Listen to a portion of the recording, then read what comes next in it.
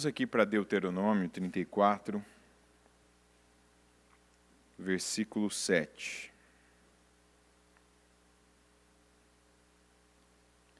Moisés tinha 120 anos quando morreu.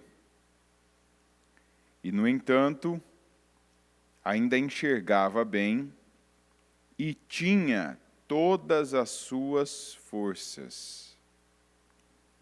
Os israelitas prantearam a morte de Moisés por 30 dias nas campinas de Moabe, até se cumprir o período do ritual de luto.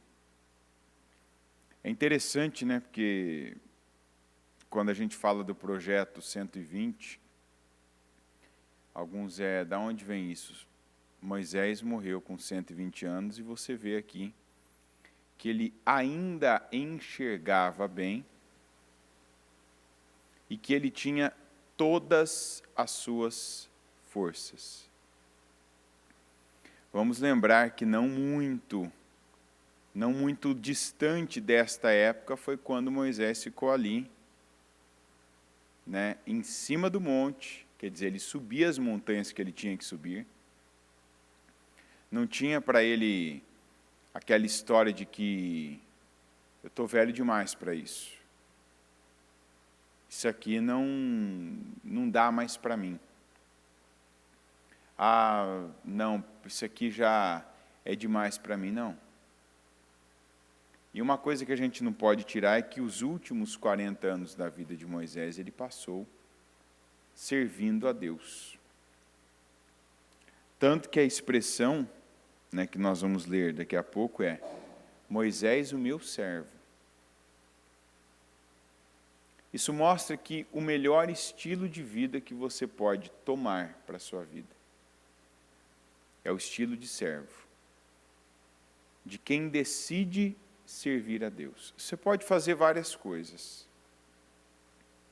Você deve ter o seu estilo de alimentação saudável, né, suas atividades físicas, combinado a sua alimentação, né, o seu bom hábito de dormir em horários pré-estabelecidos, esses horários suprirem a sua necessidade vital, mas não adianta tudo isso sem que o Espírito esteja nos renovando diariamente.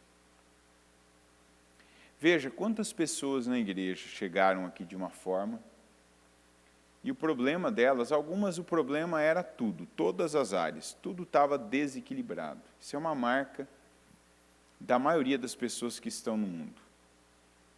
Elas foram abandonadas e elas vão se abandonando, né? Ontem ainda eu falava com uma pessoa, a gente não pode tirar que a convivência que a gente tem, eu já falei sobre isso aqui, né? Hoje, quando você ouve falar do tal do coaching, que quer dizer treinamento, o que é isso? A verdade é que as pessoas com quem mais nós convivemos foram as pessoas que nos treinaram. Ainda que isso não tenha acontecido declaradamente. Quantos pais, por exemplo, nunca perceberam isso, que eles é que treinaram os filhos? Para eles não é assim, eles não vão dizer, não, eu não treinei meu filho. Não, você treinou. Quando você, por exemplo, não cobrou do seu filho, não ensinou o seu filho, e aquele tempo que ele podia ter aprendido, ler a Bíblia, podia ter aprendido tarefas, hábitos, comportamentos de determinada forma, você não ensinou, ali você também estava treinando ele para outra coisa. Não tem gente que faz quase nada na vida? Adulto, tem ou não tem? Tem gente que se ficar num lugar, vai ficar num lugar sujo, vai ficar num lugar em que a louça vai estar suja, vai ficar suja, a pessoa vai comendo o que tiver, pronto. Ela vai usar o que tiver limpo e até esgotar, é ou não é? E vai acumulando na pia, na cama, no chão, né? Vai diminuindo o que está pronto e vai aumentando o que ela mesma sujou e usou. E vai aumentando, chega o nível de não ter mais nada. Quer dizer, mas a pessoa não faz nada? Não, ela consome, mas ela não organiza, ela não limpa, ela não tira os atrapalhos, ela vai deixando acumular. Enquanto ela consegue andar, enquanto ela consegue comer, enquanto ela consegue ali sobreviver ali, ela vai. E aí você vai dizer por quê? Porque ela não foi treinada. A convivência que ela teve com as pessoas, podem ter sido os pais dela, os avós, pode ter sido os amigos, foi assim. Então, hoje, quando você ouve falar essa palavra, o coaching, é alguém que está querendo treinar a pessoa de uma forma diferente do que ela foi treinada, na maioria das vezes pelos pais. Né? Porque quantas coisas que a gente traz dos nossos pais. Tanto boas, tem muita coisa boa que a gente pegou dos nossos pais, mas tem coisas ruins também. A maioria das feridas que a gente carrega na vida, elas vêm dos nossos pais. De algo que eles nos fizeram, que nos causou um trauma, que nos oprimiu, que nos maltratou, ou mesmo de coisas que eles não fizeram, que também nos gerou esses tipos de sentimentos, que a gente naquele momento ficou muito mal, coisas que a gente aprendeu errado.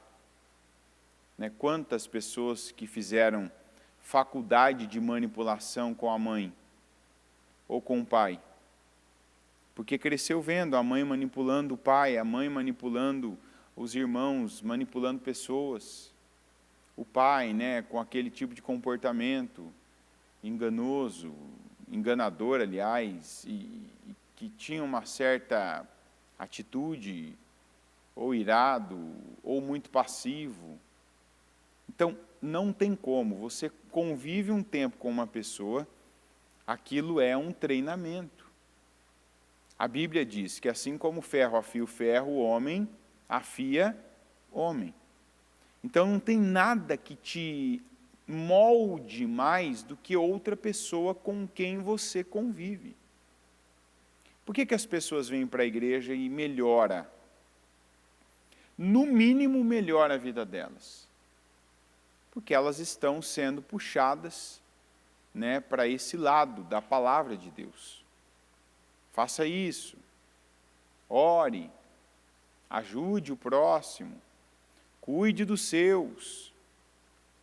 Quantas pessoas que aprenderam a cuidar da família? Não foi com a mãe, não foi com o pai, foi na igreja. A gente tem, por exemplo, obreiras aqui internas, que chegaram na obra, chegaram na igreja, que hoje são mulheres casadas, mães, mas que quando chegaram, eu falo, quando chegaram com 18, 19, 20 anos, não sabiam nada. E não saíram de orfanato, saíram de casa. De uma casa que tinha mãe, que tinha o pai, não sabiam nada, não faziam nada. Que quando chegaram a primeira semana já foi complicadíssimo, porque não sabia, no meio de outras várias solteiras, não sabia ali organizar, não arrumava sua cama, aí chegou o dia de lavar as roupas, e agora, aí uma que ajudou daqui, outra dali, aí vem a pastora, não, minha filha, é assim, primeiro isso, assim, isso aqui você economiza tempo, isso aqui você... E foi, aprendeu o básico, a cozinhar e a fazer, e depois, quantas que se tornaram boas mães, de que maneira? Não foi em casa, porque não teve uma boa mãe, uma mãe que cuidou deles, dos filhos, foi o tempo que passou aqui na igreja, com as escalas da escolinha, sendo instruído, você faz assim, é assim que você cuida, é assim que você faz, é assim que você ensina, é assim, entendeu? E vai.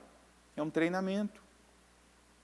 Da mesma maneira, homens, aqui também podia dizer, quantos que aprenderam das coisas básicas até passaram a ter um caráter, e um caráter excelente, neste treinamento, que a gente pode trocar o nome e dizer convivência. Então, os últimos 40 anos de Moisés, ele conviveu diretamente com Deus. Então, daqui eu tiro que você pode fazer tudo. Você pode ir nos melhores médicos nutricionistas e treinadores esportivos, mas nada vai fazer tão bem para a tua vida como você estar envolvido com Deus.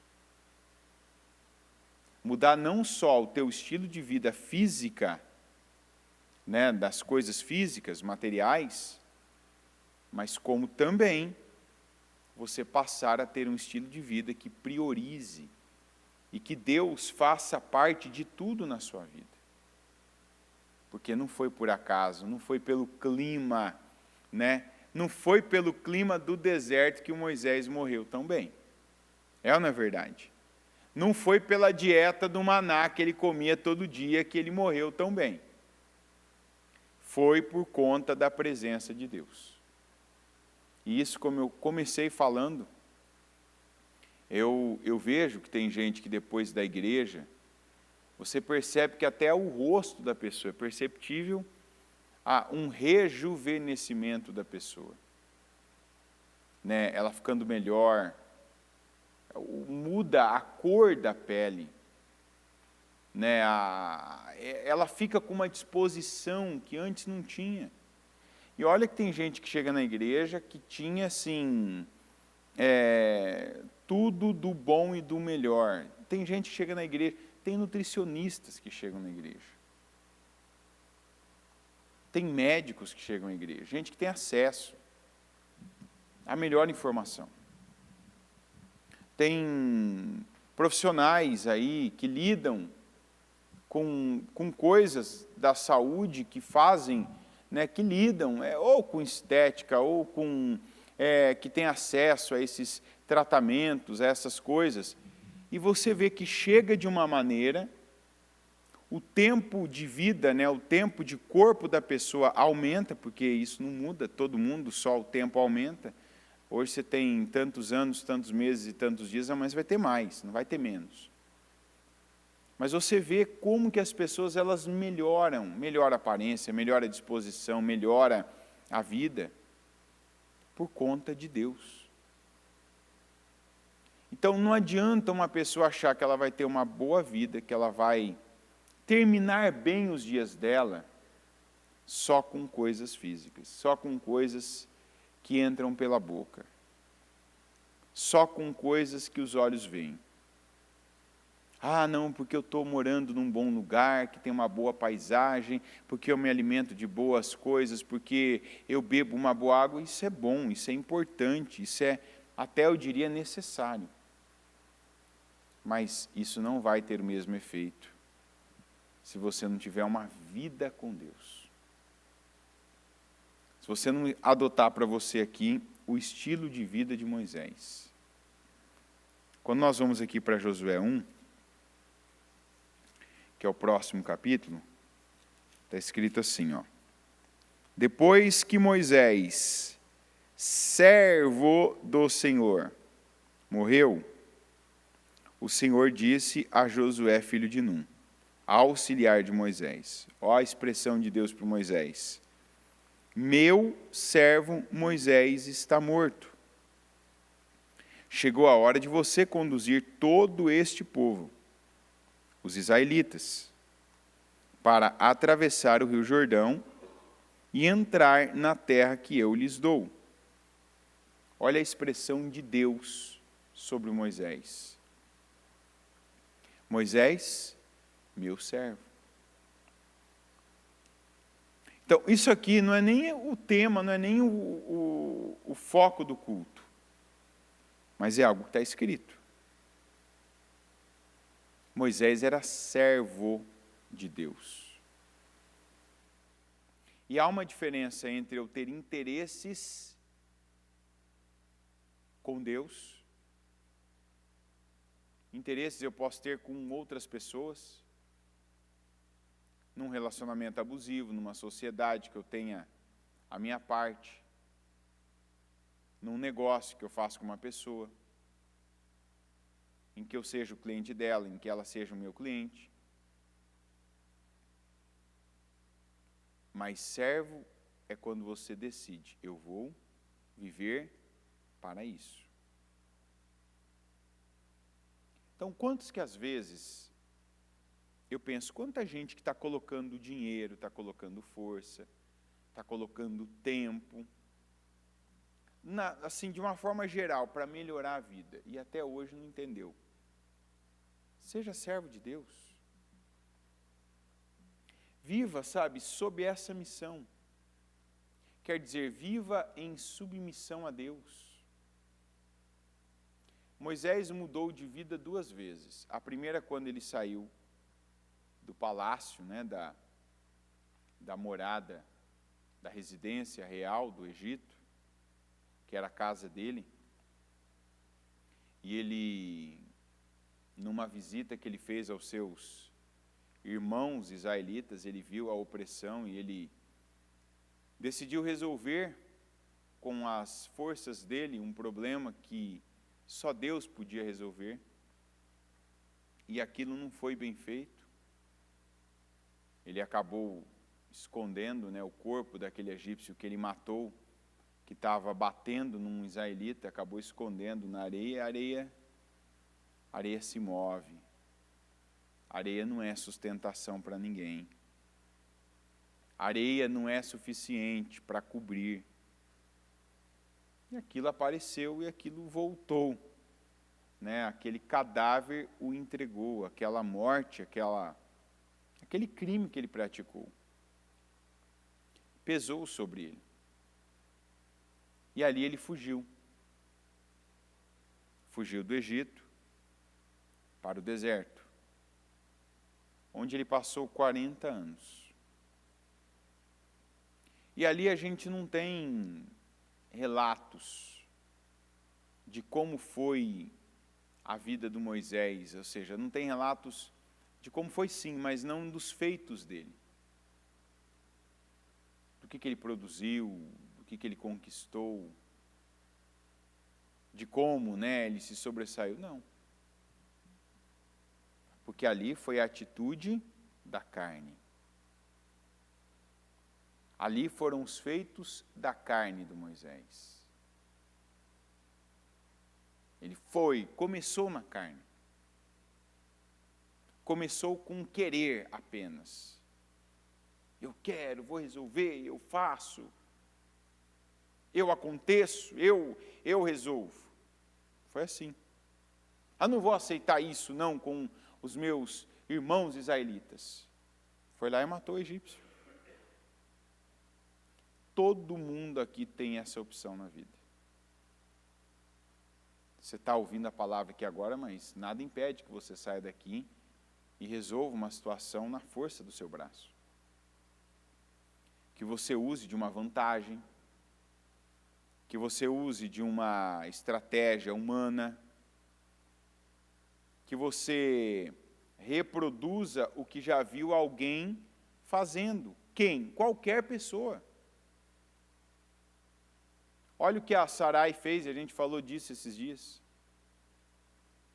Sarai estava lá passando o tempo, e o tempo passando, já que o Senhor não me deixa ter filhos, toma minha serva Agar e tenha filho com ela. Não foi um agir da carne? Um resolver da carne? Não, vou fazer assim, vou resolver assim. Moisés também foi um agir da carne. E a gente falou na terça aqui ainda, na Sarai, foi lá na carne, tomou para ela, aliás, aceitou aquilo para a vida dela, que tem coisas que você faz, tem coisas que você abre portas, tem coisas que você abre o precedente, tem coisas que você pega com a sua mão, e depois você tem que lidar com aquilo. Tem coisas que você não adianta agora lidar, agora você tem que suportar, você tem que aguentar, você tem que passar por aquilo. Fiz. Estava difícil, queria resolver, queria tirar da frente, fiz. Agora lida com o que você fez. Fui lá e matei o egípcio, agora você tem que lidar com isso. Você passou a ser um rebelde no Egito. Uma pessoa perseguida, uma pessoa que tem que responder por aquele crime que fez. Que foi o caso de Moisés. Então agora eu penso quantas pessoas que Deus está livrando do pior que não precisa viver. Gente que acha que passou tempo demais, que não dá mais isso aqui, eu vou fazer alguma coisa. Eu vou tomar uma atitude. Tome, mas tome uma atitude em Deus. E às vezes a atitude em Deus já está sendo tomada, que é esperar. Quem que não quer que algo seja resolvido hoje, que está nos incomodando já há muito tempo? Quem que não quer?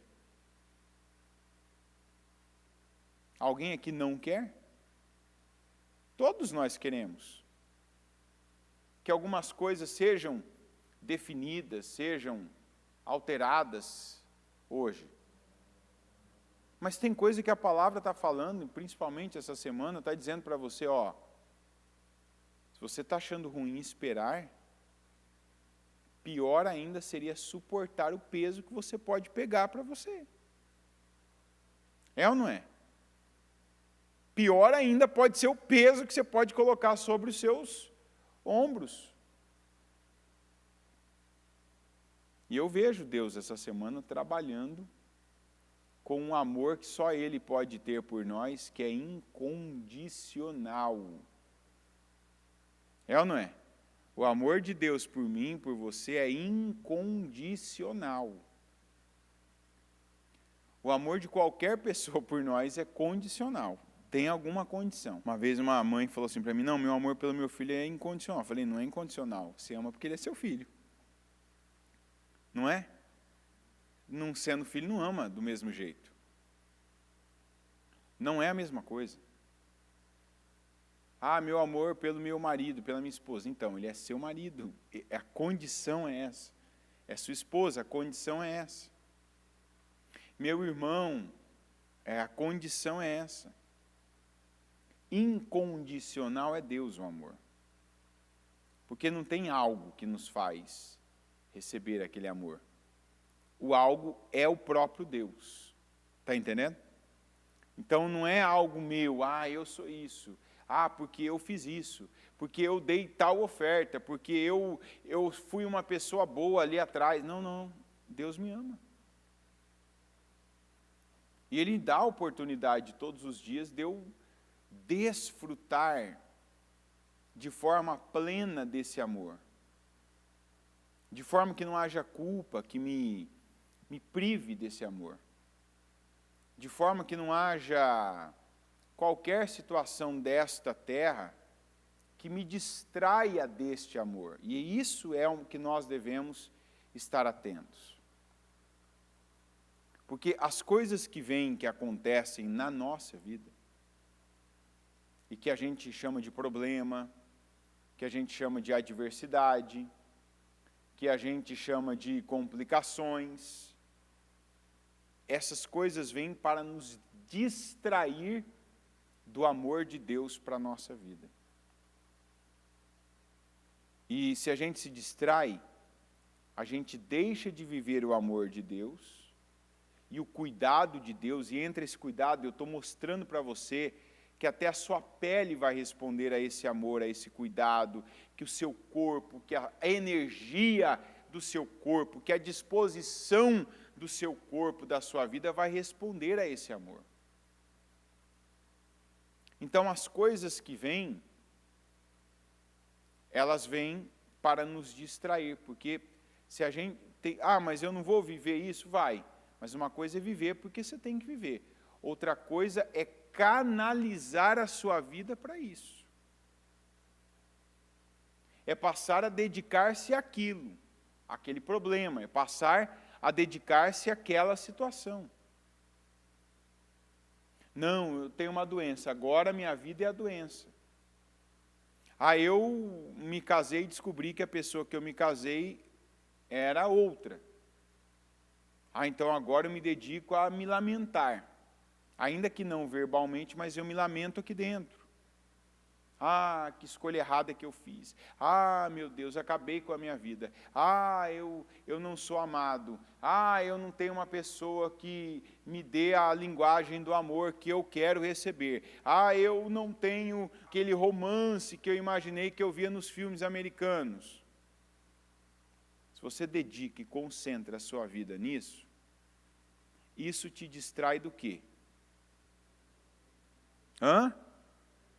Do amor de Deus. A lista eu poderia ficar aqui até às 8. Eu estou com um problema financeiro. Causado por quem? Quem? Eu tenho um problema financeiro, eu causei. Não, meu problema é por culpa do Lula, é por culpa do Bolsonaro, é por culpa... agora o culpado do meu problema é o Haddad. Não, eu sou a pessoa. Eu sou um mordomo do que Deus colocou à minha disposição. Eu que abro a torneira, eu que fecho a torneira. Eu que libero, eu que prendo, eu sou o José da minha vida. Ou não? Não é assim que funciona? A gente pode gostar ou não gostar, e isso não é pecado, de pessoas que estão à nossa frente em coisas. Nosso supervisor, nosso líder no trabalho, uma determinada pessoa com quem nós convivemos, o nosso presidente, o nosso ministro, o nosso prefeito, o governador, enfim. Isso não é pecado, não gostar de uma pessoa, porque ela é incompetente, porque ela é estúpida, porque ela é injusta, porque ela é corrupta. Isso não é pecado. Está entendendo? A gente tem que amar o próximo. O que é amar? Se passar na minha frente, eu vou ter atitude digna, atitude correta, atitude de um pequeno Cristo para com essa pessoa. Vou querer que ela conheça Deus para que ela vá para o céu. O que eu puder servi-la, eu vou servi-la. Mas não tem que gostar dela. Mas aí tem gente que está atribuindo as situações da sua vida a alguém. Não, como você tem sido um mordomo? A começar pelo mordomo do que Deus faz na sua vida. Você está aqui agora ouvindo a palavra, que bênção isso. Eu falo sempre, você está começando o dia já da melhor forma.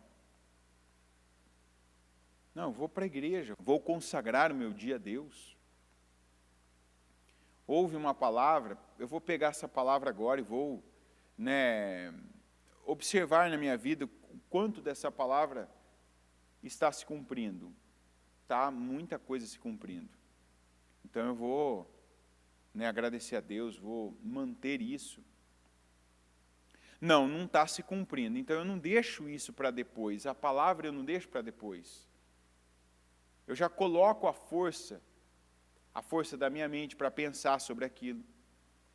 A minha energia eu despendo para aquela situação que eu acabei de ouvir, que Deus está falando comigo, que Ele quer que mude, que Ele quer que seja tratada, que Ele quer que aquilo seja lidado.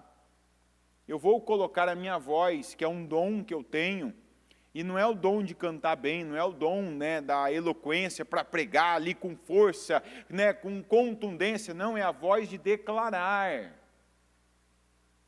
Porque o que eu falo é a direção que a minha vida vai tomando. E a palavra me ensina isso. O Moisés se tornou essa pessoa aos 80 anos. E os últimos 40 anos de vida dele foi esse tipo de vida, foi esse estilo de vida em Deus, que a gente aqui tanto prega. Qual o meu estilo de vida? Deus. Eu sirvo a Deus. Eu não vivo mais segundo o treinamento que eu recebi dos meus pais, na escola, na adolescência, naquele grupinho de amigos que eu tinha, que podia ter sido ficar o dia inteiro na rua, ficar atrás de homem, ou ficar atrás de mulher, que era ficar usando droga, ficar bebendo, ficar atrás de alguma coisa. Adolescência foi a fase que vários de nós aqui teve um certo, alguns, teve aquele afastamento dos pais para se unir a um grupo de amigos ou para ficar em algum lugar ali com pessoas diferentes. E observa se você não tem muito também disso ainda. A maioria não aprendeu sobre promiscuidade com a mãe ou com o pai. É ou não é verdade? Mas foi nessa fase que, querendo ser ali aceito, querendo ser aceito por aquele grupo, e isso vinha já também de não ser aceito pelos pais, enfim, pode ver que os mais rejeitados, os que nunca eram os melhores filhos, são os que foram mais ousados, sendo aceitos por outros grupos, Já reparou isso? Já que meu pai gosta mais da minha irmã do meu irmão, então agora vai ter um grupo que vai gostar de mim. E vai atrás disso. Aí onde muitos começaram um vício. Quantas pessoas que começaram a fumar com 12, 13, 14 anos? É ou não é? Começou ali. A beber. Naquelas festinhas. Vai ter, na minha época, chamava de social. Vai ter uma social lá na casa do Jorge, vamos lá, então, chama a menina tal, chama a outra ali, amiga tal. É ali, começou ali. Vai falar, você bebia ali até cair? Não. Eu, no caso, nem ali eu bebia, nunca bebi na minha vida, porque eu tinha um exemplo em casa que para falar a verdade, eu tenho asco de bebida. Se tem uma coisa que eu faria como governante, eu colocaria uma rigidez tão grande, mas tão grande em bebida, que assim, as empresas que dependem de bebida, assim, ia pagar 80% de imposto.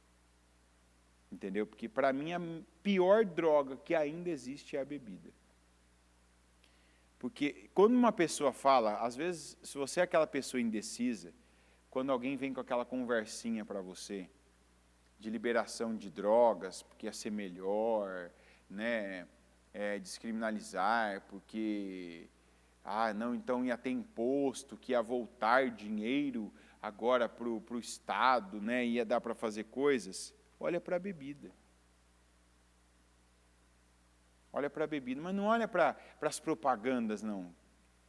Propaganda de bebida vai aparecer uma mulher bonita, vai aparecer um homem ali que vai estar por cima de alguma coisa, que vai ter aquela melhor imagem, a imagem de quem nunca bebe. Já reparou?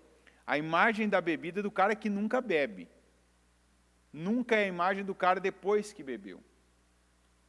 Mas você pega, por exemplo, a bebida, que tem imposto, e não é pouco não, tem algumas coisas, mas ela devasta. É assim, é devastador o efeito. Para as pessoas, para as famílias. E todo tipo de droga que for liberado vai se tornar uma bebida. Que a pessoa pode ir lá na esquina, no bar, no supermercado, comprar e ir se definhando e se acabando aos poucos. Tudo que altera a capacidade da pessoa de raciocinar vai fazer na vida dos desequilibrados, na vida dos aqueles que não têm equilíbrio na vida, vai fazer com que isso torne-se um problema gravíssimo. Então, eu falo porque sempre tem gente na igreja que está flutuando, entre aquela história entre esquerda e direita, entre isso e aquilo. Tem alguns assuntos que não tem o que pensar. Olha para o que já tem aí estabelecido, que é a mesma coisa. Bebida é uma delas. Então, droga, esse tipo de coisa que altera. Talvez você fale, não, mas eu não uso, nunca usei. Eu também nunca usei. Nunca usei uma droga na minha vida. Beber, assim, bebida para mim é um negócio que podia não existir.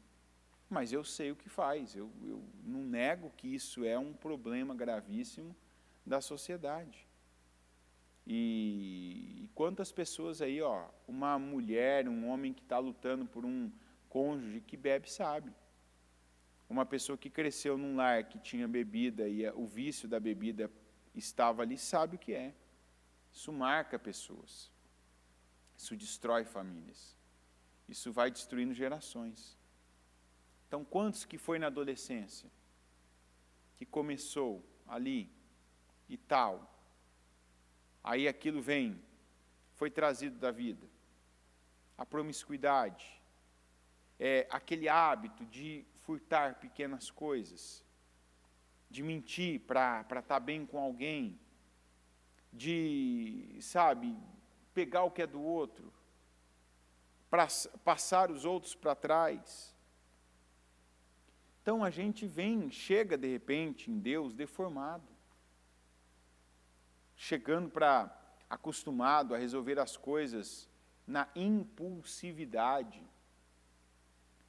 Tem gente que acha até bonito falar, porque dá algo na minha cabeça, eu naqueles meus 10 segundos eu me transformo. Não, você não pode ter 10 segundos, você tem que ter esses 40 anos longevos, de rejuvenescimento, de energia boa, de visão boa, não só a visão física, mas a espiritual, de obras que não são obras, são proezas. E como é que eu vou ser essa pessoa? Servindo a Deus. Estando debaixo do propósito de Deus. Ouvindo a palavra e seguindo a palavra. A palavra vai falar algo comigo agora. Eu vou fazer isso. Essa não é a minha vida. Esse não é o meu ritual. Esse não é o meu hábito. Mas agora eu entendi que é a vontade de Deus. Então vai se tornar o meu hábito. Isso aqui Deus não se agrada, eu tiro da minha vida. Isso aqui eu não estou acostumado a esperar, mas eu vou esperar porque é a vontade de Deus. O Moisés, quando voltou, ele não voltou porque ele teve vontade. E essa é uma das coisas que a gente aprende com Deus. Quando Moisés teve vontade de resolver o problema dos israelitas, ele resolveu matando um egípcio. Quando ele estava no deserto e já tinha se acostumado com o deserto, o Senhor o atraiu com a sarça que queimava, mas não consumia ali o arbusto. E ele, olhando aquilo à distância, achou aquilo completamente diferente, novo, se aproximou. E para chegar mais perto, o Senhor falou, tira as sandálias dos seus pés, porque o lugar que você está é terra santa. E ele tirou, ele se aproximou. Quer dizer, ali ele começou, não é do mesmo jeito. Repita isso, não é do mesmo jeito que era. Então, tem gente que ainda não entrou na condição de servo, porque está com a sandália nos pés. O que significa as sandálias nos pés? Eu quero ir. Eu quero passar para a próxima fase. Eu quero ingressar no novo, mas fazendo da velha maneira. Pensando da mesma forma que eu pensava antes. E aí o que a maioria tenta fazer, que é uma adaptação. A adaptação não funciona com Deus. Diga adaptação. Não. Diga mudança. Sim. Deus quer que a gente mude. Você vai com as sandálias lá do Egito, o Senhor fala, não. Aqui é terra santa.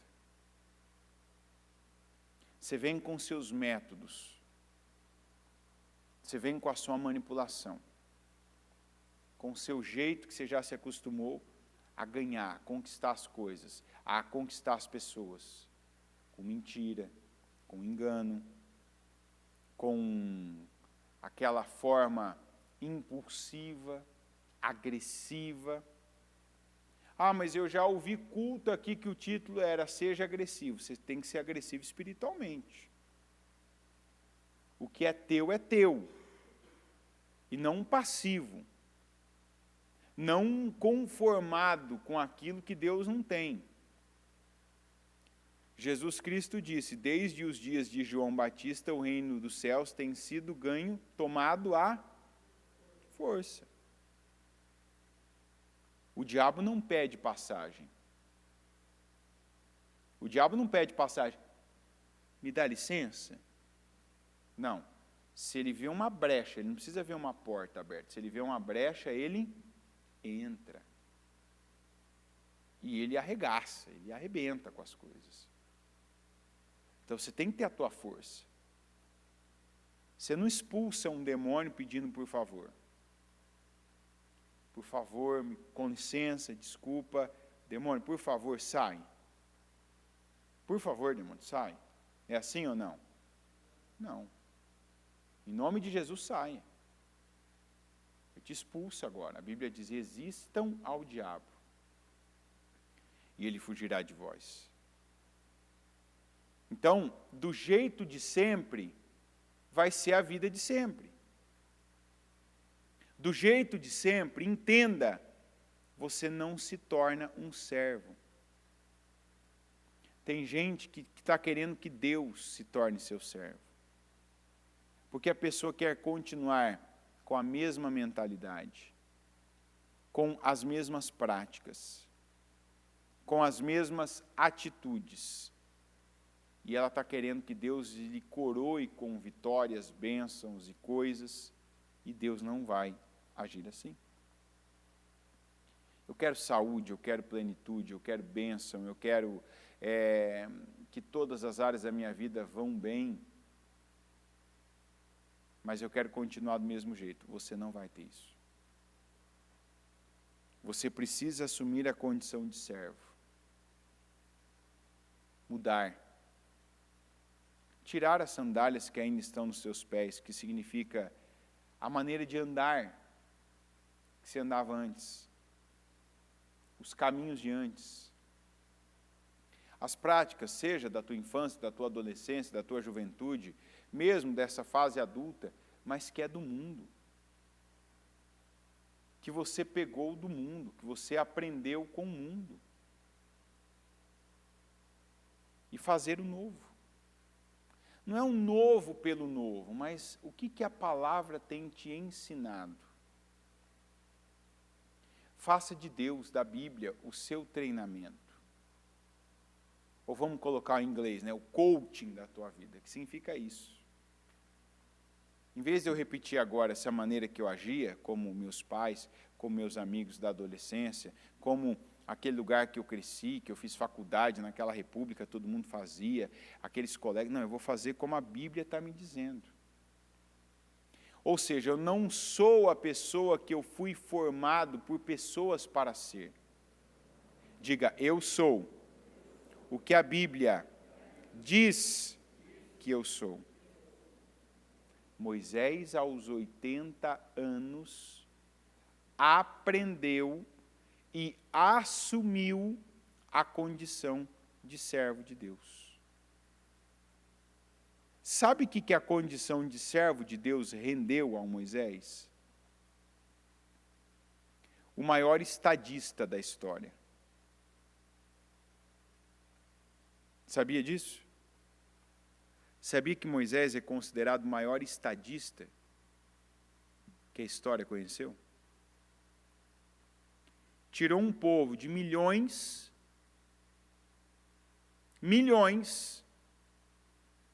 do país que na época era a potência, a maior potência do mundo. O Egito, na época, era uma espécie de Estados Unidos de hoje. Está entendendo? Uma potência. O Egito dependia de si. E os demais países que estavam ali, ou fazendo fronteira com ele, ou como Israel, que estava dentro dele, era dominado pelo Egito. O Egito controlava financeiramente, controlava politicamente, controlava culturalmente. Era a maior potência do mundo. E o Moisés foi o homem que tirou um país, uma nação, que na época, para os padrões, os números da época, era um número grande de pessoas, tirou dali sem usar uma arma. Você sabe o que é isso? Nós vamos sair. Não vai não. Nós vamos. Não vai não, não vai não. Foram 10 vezes. Chegou a hora que o faraó, agora pode ir. E ele conduziu esse povo. Sem ter levado mantimento. Sem ter levado nada. Esse povo viveu praticamente 40 anos no deserto. Debaixo de uma nuvem, que era a condução. Vai dizer, mas não foi Moisés, foi Deus. Mas quem foi a pessoa que o Senhor usou para liderar? Quem foi a pessoa? Moisés. Já pensou o que você pode fazer nessa condição, que talvez até hoje você reluta em assumir, que é a condição de servo? O servo, quando se tornou servo, se tornou o maior líder. O homem que foi chamado de mais manso da terra. O maior líder, se você pegar aqui, de um povo específico, governando ali sem ser, sem ter vencido uma guerra, sem ter sido empossado pelo povo, eleito, Moisés foi o maior líder. O que ele fez, o caminho que fez o povo percorrer, a proteção de Deus, que era ele que estava ali, fazendo essa intermediação. Um homem que foi respeitado, era questionado? Era, mas quem questionou ele teve que engolir ele. Por que tiveram que engolir o Moisés, gente? Por que tiveram que engolir o Moisés? Boa pergunta é essa. Todo mundo que estava ali em Israel apoiava o Moisés, gostava do Moisés, mas tiveram que engolir ele? Por que tiveram que engolir ele? Por 2 motivos. Primeiro de tudo, porque Deus era com ele. Segundo, porque precisavam dele. E por que Deus era com ele? Porque ele se colocou na condição de servo. Você quer viver uma vida como você nunca viveu? E eu repito, com esse plus ainda, hein? Qual plus? Saúde, enxergando bem aos 120 anos e reunindo todas as suas forças. Sabe o que é um homem pleno aos 120 anos? Você que está aí com 40, 50, 60, já está me comprometendo, não. Talvez você está preso demais a coisas físicas. E eu não estou dizendo, a Bíblia diz, tudo aquilo que vier à tua mão para fazer, faça. Mas coloca Deus no lugar dele na sua vida. Coloca Deus acima e à frente de você. Tira as sandálias dos seus pés. Tira da sua vida o método antigo, o método do mundo. O método engano, manipulação, mentira, inveja, cobiça. O método carnal. E obedeça a Deus. Decida viver debaixo da palavra. E não acima da palavra. Não, isso aqui eu não concordo, isso aqui eu não faço porque é difícil. Quando Moisés teve que voltar para o Egito, ele quis. Ele queria voltar para o Egito, mas Deus falou para ele voltar. E essa é a principal característica do servo. Que talvez você está aí, eu tenho que ser servo de Deus, eu tenho que ser servo de Deus. O que é ser servo de Deus?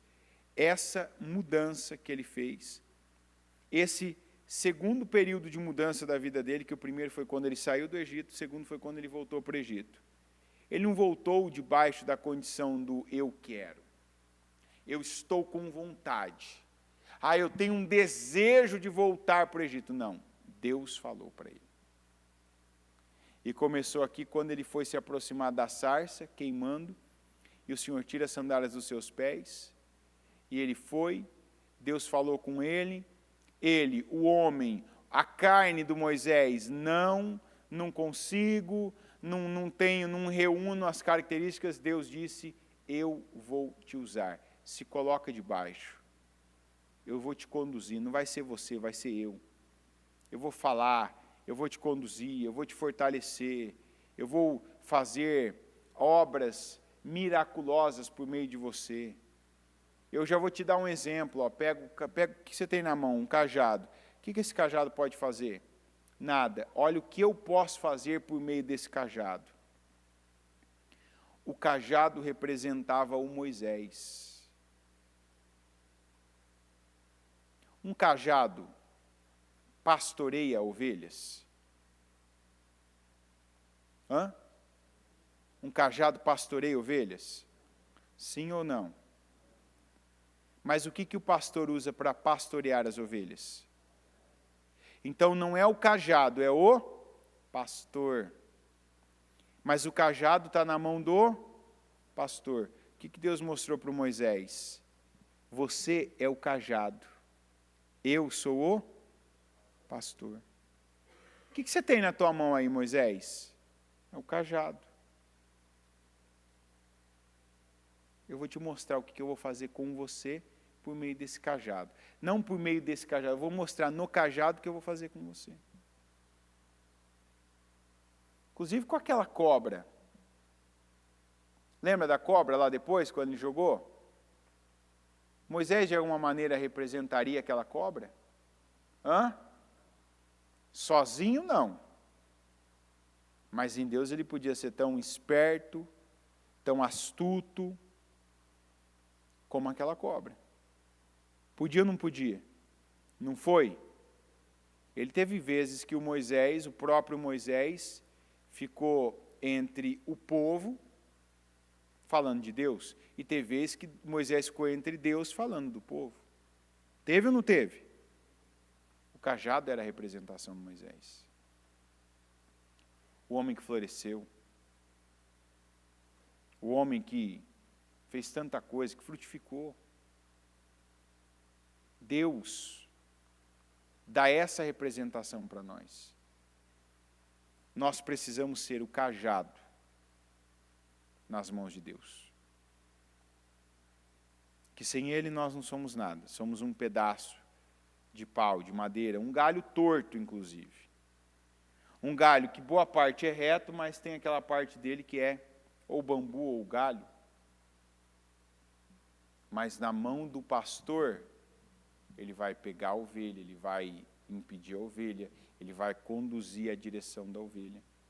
Foi assim Moisés na mão de Deus, o servo. O homem que aos seus 80 anos passou a viver não pelo que queria, não pelos impulsos, não pelos pensamentos, não pelos seus sentimentos, mas pela palavra de Deus. O que Deus falava se tornava lei, literalmente para Moisés. O que Deus dizia se tornava a direção que ele passava a seguir. E essa é a melhor condição de vida que nós vamos ter. Quando nós nos colocamos e assumimos a condição de servo de Deus. Não servos de alguém, não servos de uma tendência, mas servos de Deus. Não é o que eu quero, mas o que Deus tem, o que Deus quer, o que Deus fala comigo, isso. Então, eu sirvo a Ele. Eu faço a vontade dEle. E a palavra dEle se cumpre na minha vida. Amém? Coloque-se em pé, por gentileza. Pegue o seu propósito. E vamos orar agora.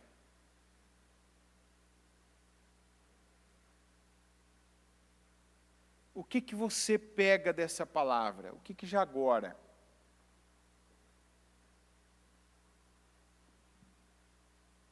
Quantas pessoas, que já perderam hoje? que não tiveram vontade de vir à igreja.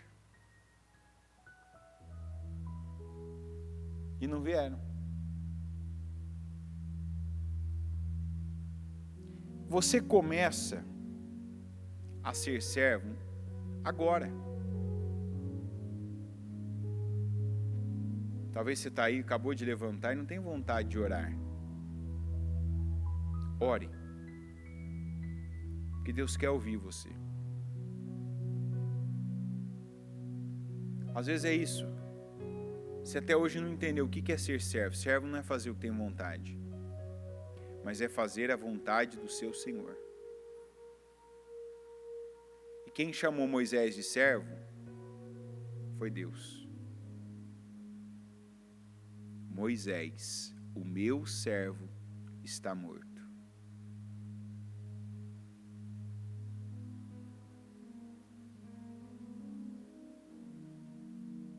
E quando ele estava vivo, Deus podia ter dito: Moisés, aquele homem carnal está morto. Agora quem está vivo é o meu servo.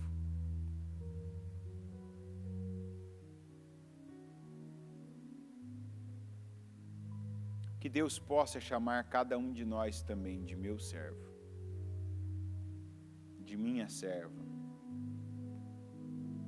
Não foi aquela pessoa ressentida, aquela pessoa amargurada, não foi aquela pessoa rejeitada, não foi aquela pessoa orgulhosa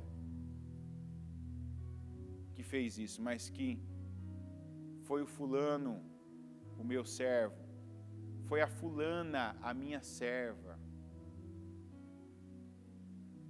Não foi por um interesse egoísta, foi porque eu falei. Foi porque assim eu falei, disse para fazer. Senhor meu Deus Todo-Poderoso, eu oro, meu Pai, agora por essa palavra, para que cada um aqui comece já tirando as sandálias dos pés. O estilo, meu Deus, que aprendeu no mundo, que aprendeu em casa, quando ainda era uma criança, um adolescente. Que as obras, que as atitudes, que as ações, que tantos, meu Deus, aqui tiveram, e que só o afastaram, meu Deus, do Senhor. Que só trouxe, meu Deus, peso, só trouxe mágoa, arrependimento. Quantos arrependimentos, Senhor, que nós temos. E o quão é bom, meu Pai, poder dizer eu me arrependo, porque se nós nos arrependemos é porque já sabemos, é porque temos a consciência de que isso não te agrada, de que isso não é bom, de que o Senhor não aprova, de que o Senhor, meu Deus, não tem isso conosco. E eu peço, meu Pai, em nome de Jesus aqui, que hoje tenha pessoas que estejam começando essa última fase da vida, mas que eu declaro que seja uma fase longa, meu Deus. Uma fase longa, como foi longo de Moisés. A fase, meu Pai, de assumir a condição de teu servo. Que essa seja a fase mais longa, a melhor fase da vida dessa pessoa. Não importa quantos anos ela tenha, que ela, meu Pai, se coloque como servo, como serva do Senhor. Para que daqui para frente, meu Deus, não sejam mais os resultados dos sentimentos, das emoções, os resultados, meu Deus, das consequências do passado dele, dela, mas que seja, meu Pai, a Tua palavra sendo praticada, a Tua palavra sendo obedecida a cada dia. O Senhor fala e essa pessoa obedece. O Senhor fala e ela cumpre. E ela, meu Deus, coloca em prática. Que essa seja a escolha. Que essa seja, meu Deus, a vida que cada um venha, meu Deus, decidir ter. Eu peço, meu Pai, que o Senhor nos ajude nisso. Porque nenhum de nós é capaz é bom bastante. E por isso nós precisamos da tua ajuda.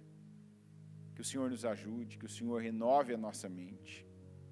Que não seja a mesma mentalidade de sempre, mas que tenhamos, meu Deus, uma mente renovada para fazer, meu Deus, a tua vontade, para atender o teu chamado, para dar ao Senhor, meu Deus, condições diárias de fazermos aquilo que o Senhor aprova. Porque o Senhor fala, e nós, pela fé, meu Pai, nós obedecemos. Eu peço, meu Deus, que cada um beba desse Espírito, o Espírito, meu Pai, como o de Moisés, o Espírito de servo, para ter vida, para ter paz, para ter saúde, para ter visão e até física, meu Deus, saúde, vigor, força no corpo. Eu declaro que até a saúde dessa pessoa, em todos os sentidos, seja impactada, meu Deus, pela decisão dela e pela manutenção da decisão dela de servir ao Senhor, de ser chamado servo do Senhor e de viver, meu Deus, nessa condição, como Moisés viveu os últimos 40 anos da vida dele. Eu não sei, meu Deus, se para nós são 40, se são menos de 40, se são mais de 40, mas que sejam, meu Deus, tão plenos como foram os anos de Moisés, de fazer proezas, de ver milagres, de ver, meu Pai, o cuidado, a multiplicação, a proteção, meu Deus, do Senhor, diariamente. Que essa seja a nossa vida. Senhor, eu oro agora e eu consagro o projeto de conquista de cada pessoa ao Senhor. Em mais este clamor, meu Pai, em mais esta oração, em mais esse dia que o Senhor nos vê aqui, nos vê na tua casa, nos vê agora, meu Pai, em mais esse culto, em mais essa oração, meu Pai, declarando que nós cremos que cada um desses projetos serão, meu Pai, palpáveis para nós, serão concretos para nós, que não serão projetos, mas se tornarão em testemunhos, que nós contaremos e mostraremos os feitos e as obras do Senhor, meu Deus. Abençoa cada um de nós, nos abençoa, que em cada área que essa pessoa tem clamado, tem buscado, ela teve o cuidado de escrever, e ela vem tendo, meu Deus, a manutenção de crer, falando, declarando, profetizando sobre ossos secos, sobre lugares, sobre pessoas, sobre situações, que assim como ela tem pedido e clamado que o Senhor venha fazer, que o Senhor venha realizar, meu Pai, operar grandemente na vida dela. Que ela veja, meu Deus, a diferença que há da vida do justo para a vida do ímpio. Que ela tome posse, meu Deus, da nova terra, da terra boa, larga, meu Pai, vasta, que mana leite e mel que o Senhor nos dá. Eu declaro bênção, eu declaro vitórias, eu declaro livramentos, eu declaro curas, eu declaro portas abertas, eu declaro toda a família dessa pessoa salva junto com ela, buscando o Senhor nesta casa de oração. Abençoa cada um, meu Deus. Eu concordo com cada oração, eu concordo, meu Pai, eu ligo aqui na terra a materialização de cada projeto de conquista, para que todos sejam ligados nos céus, em nome de Jesus, amém.